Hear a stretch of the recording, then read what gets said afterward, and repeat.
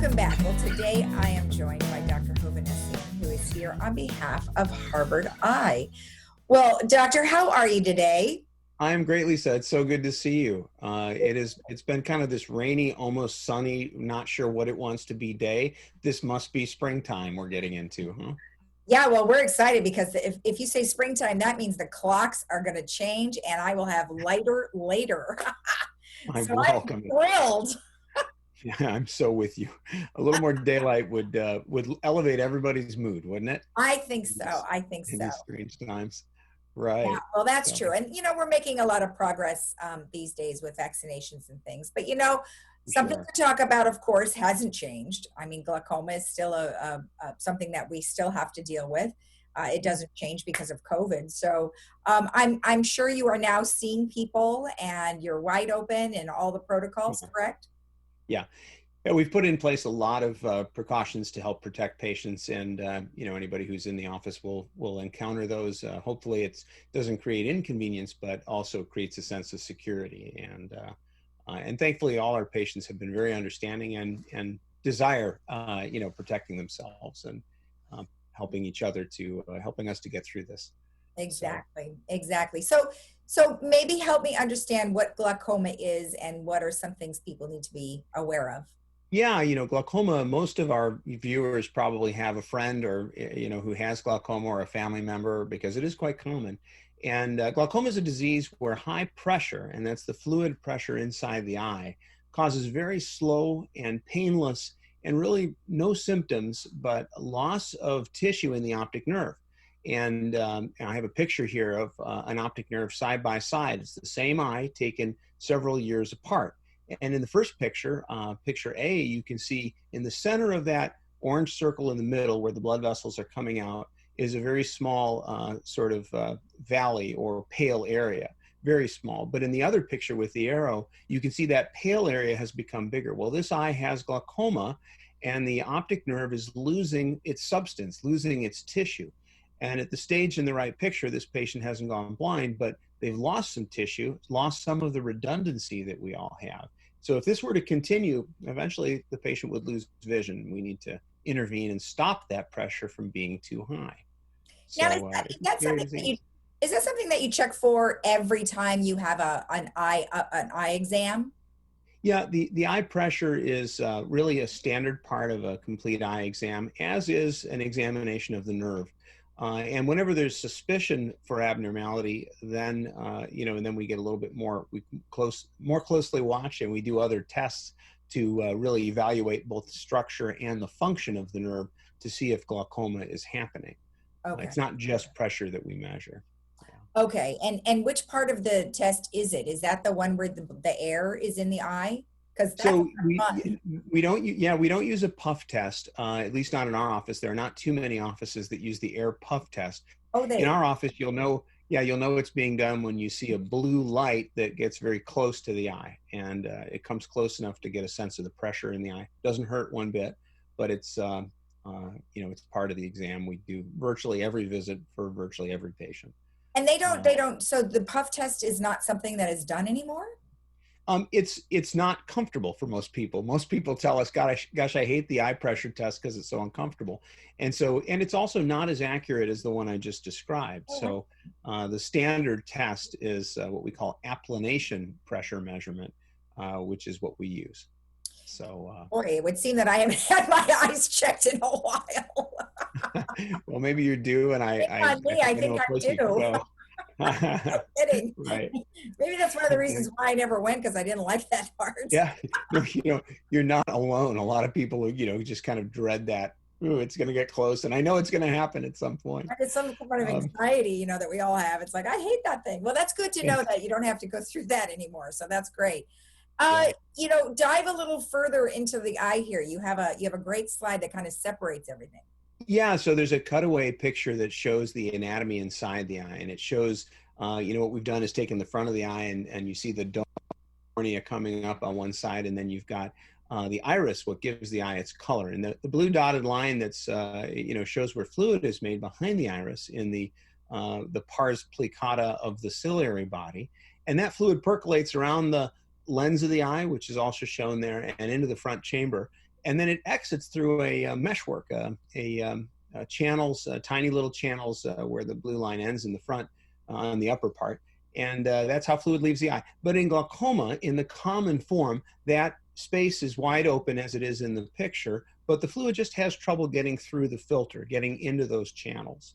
Whereas in this next cutaway picture, what you'll see is here it's shown with a red arrow, but the fluid coming from the ciliary body works its way into the front chamber, but can't get out because the space is closed. The angle between the iris and the cornea is closed. This is a different type of glaucoma called a narrow angle or closed angle glaucoma or angle closure glaucoma.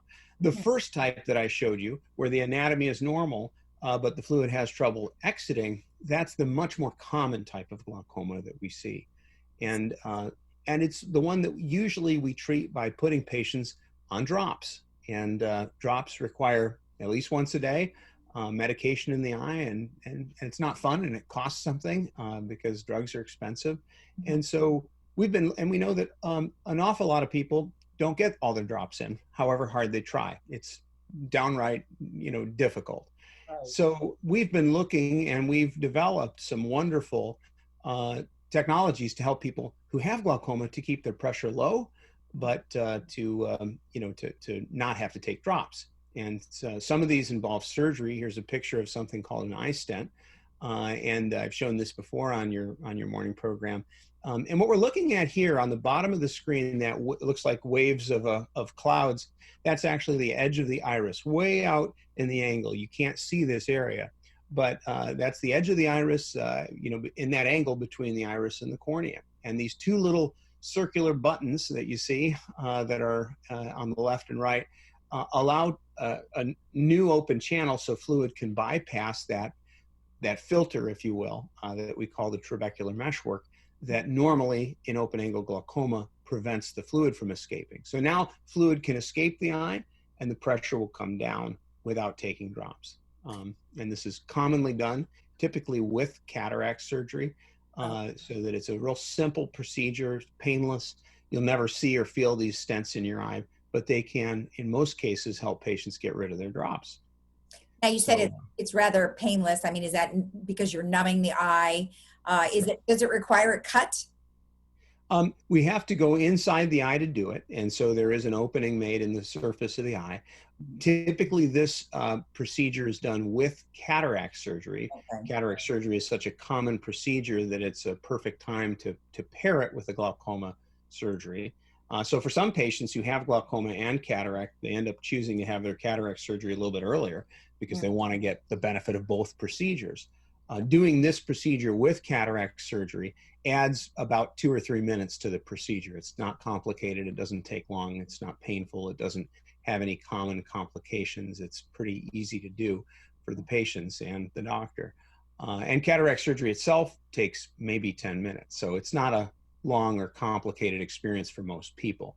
Wow, we've come a long way. We have, yeah. These treatments are really promising. That's awesome. Now, in regards to the stent, is it really tiny? Like, can you see it? It is the smallest implant that's used in the human body. And I'll actually give you a reference to it in another way. On the next picture that has the dime, you'll see an implant. Now, this is a different type of implant that is, I'll talk about in a second, but it's about the same size as an eye stent. It's the smallest implant put in the human body. It's made of titanium, but it doesn't cause any issues with reactions in any way. It's very inert. People can have MRI scans because it's not magnetic, and it's invisible. You won't ever feel it or see it. And like the best technology, to the person using it, it's invisible, but it makes their life better. And so it's a wonderful treatment. This implant, this implant you see on screen was just FDA approved last year, and this is different. It's this takes the place of eye drops, but it is an implant, but it's medicine. It's all medicine. There's no titanium or other lasting part of it. And so this is put in the front of the eye, and you'll see a picture of an eye that's viewed from the front, and it's a normal eye. You don't see anything. And that's because this implant sits in the very bottom, out of view, where it's impossible for people to see unless they use a special lens. So in the in this last picture here where you see the three images, we're now using a special lens to look down into the angle in the lower part of the eye. And there on the top picture is the, sort of the full-size implant when it's first placed. And then you see a number of weeks later what happens to it. It slowly melts away to where eventually there's nothing left. Mm-hmm. And so, again, invisibly, painlessly, without any sort of knowledge of the patient, it's treating their glaucoma for a number of months. And this that's what I was going to ask you. So you said it fades away. So it lasts a few months? Yes. And this implant, which is called Durista, is made by Allergan, which is an Irvine company, and has been very successful in now hundreds of our patients who, have glaucoma but prefer not to take drops. Right. And so would they have to come back and get another one?